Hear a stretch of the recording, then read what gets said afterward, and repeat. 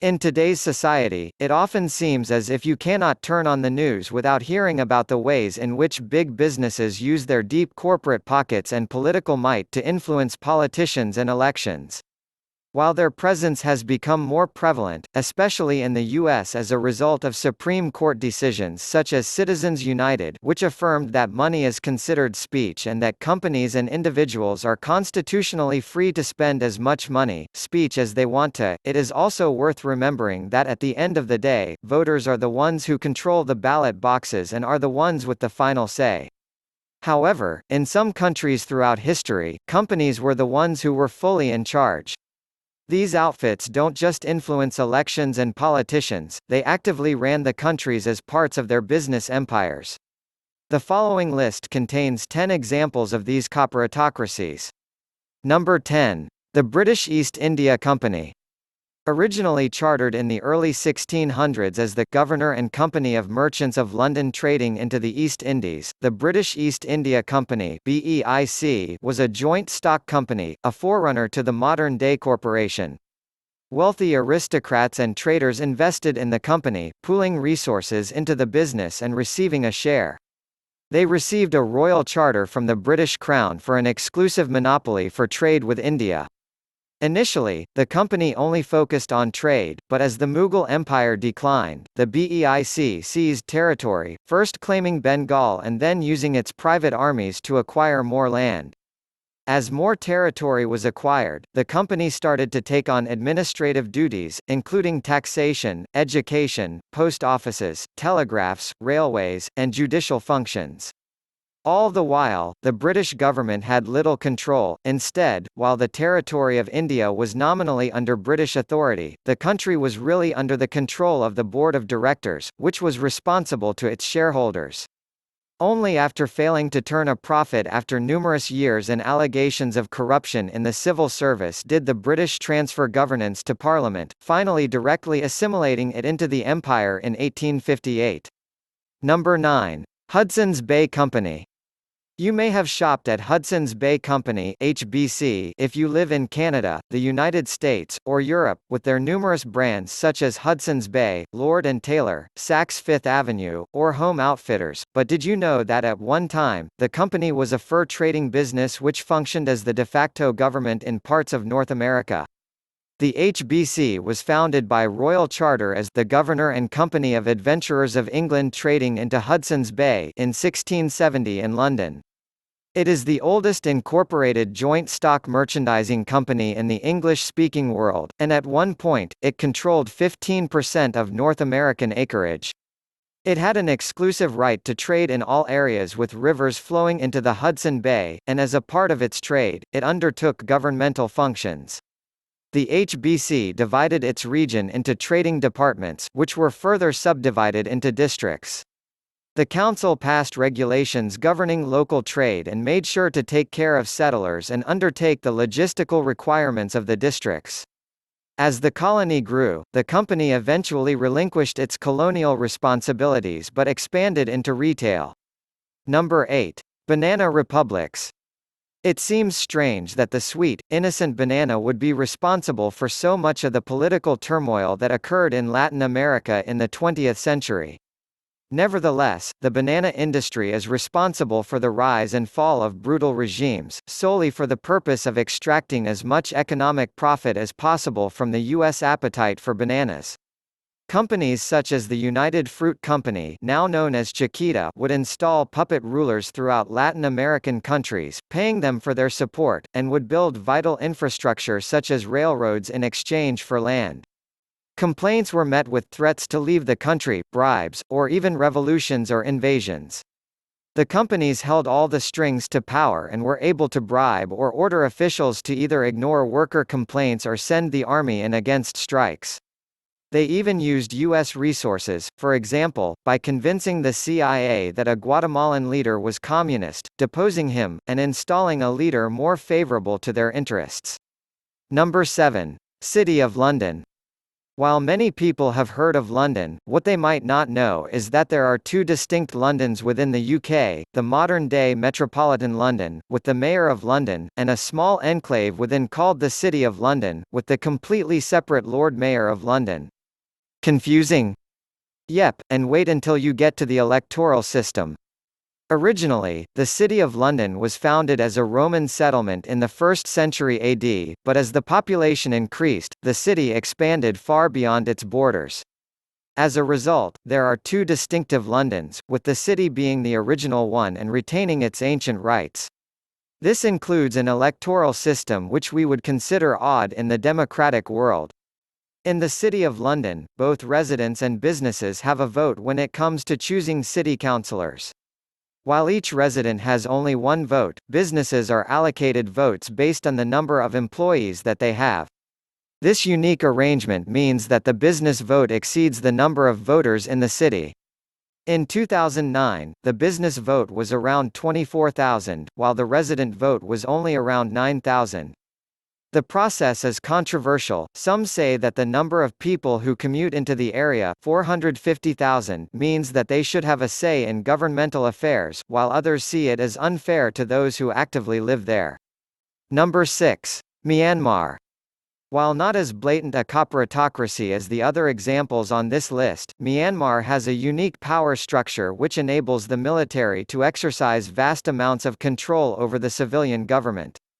This has led to the military being a state within a state, and as a result, the military has used this autonomy to expand its growth into industry, using its political and financial powers to make investments and protect them from civilian interference. Although the military junta was officially dissolved in 2011, it still maintains vast control over government, including a quarter of all parliamentary seats, the ability to appoint cabinet heads for defense and homeland security without the president's permission, and a majority on the National Defense and Security Council, which is the most powerful authority in the state. As a result of this power, the army doesn't operate in a way considered normal in other countries. It owns companies such as the Myanmar Economic Corporation and Myanmar Economic Holdings Limited, both of which are used to enrich current and former military members. It owns ventures in fields such as cigarettes, petroleum imports, ports, and telecommunications. Additionally, foreign companies wanting to do business in Myanmar usually partner with the military industries. In this way, the military has morphed from being a defense force into an industry designed to enrich the shareholders, members of the army, with the political clout to enforce this vast empire without fear. Number 5. Dutch East India Company.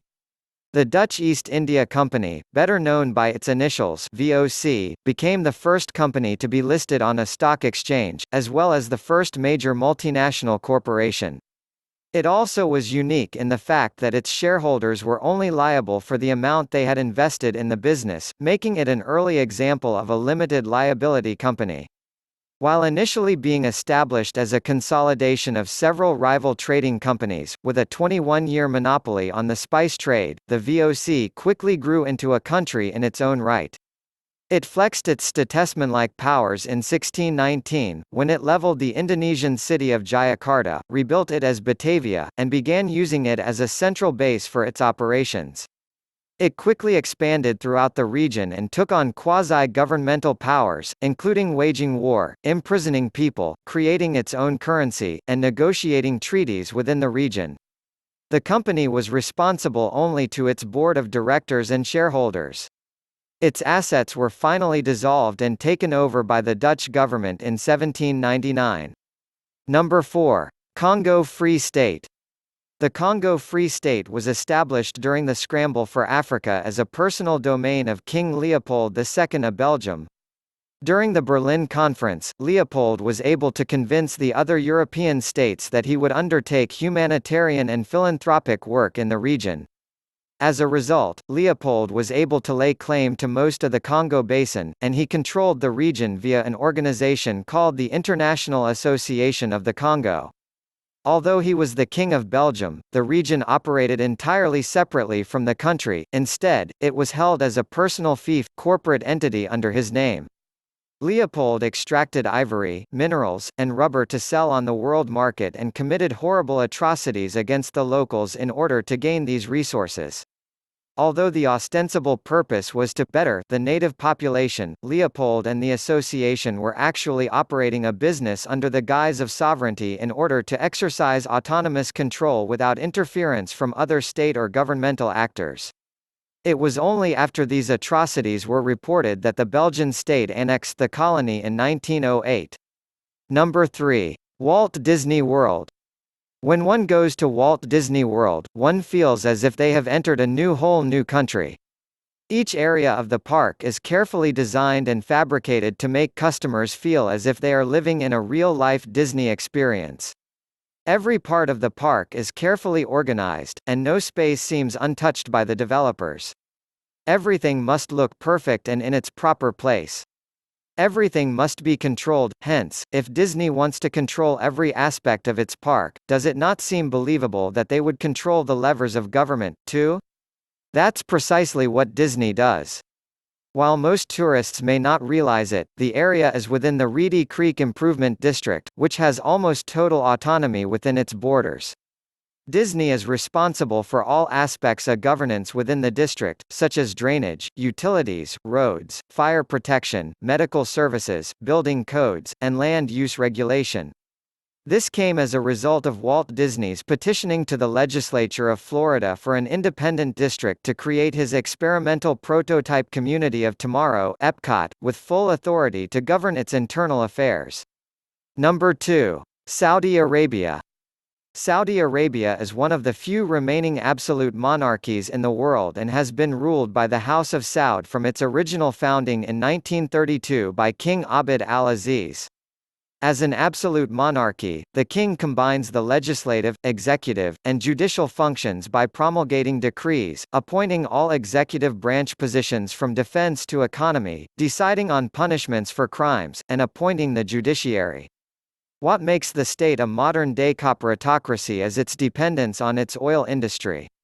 It sits on more than 25% of the world's known oil reserves, and its national oil company, Saudi Aramco, is completely owned by the government.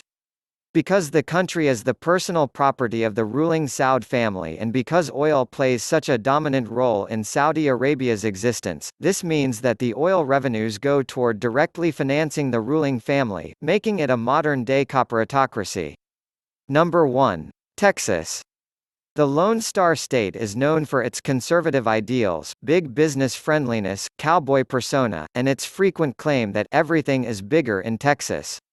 Unlike other entries on this list, Texas does not have corporations exercising formal control over the levers of state government, but I'm willing to argue that the informal powers that companies wield make cause for concern. Texas is known as having a small, weak government system, where the governor is weaker than the lieutenant governor according to folklore.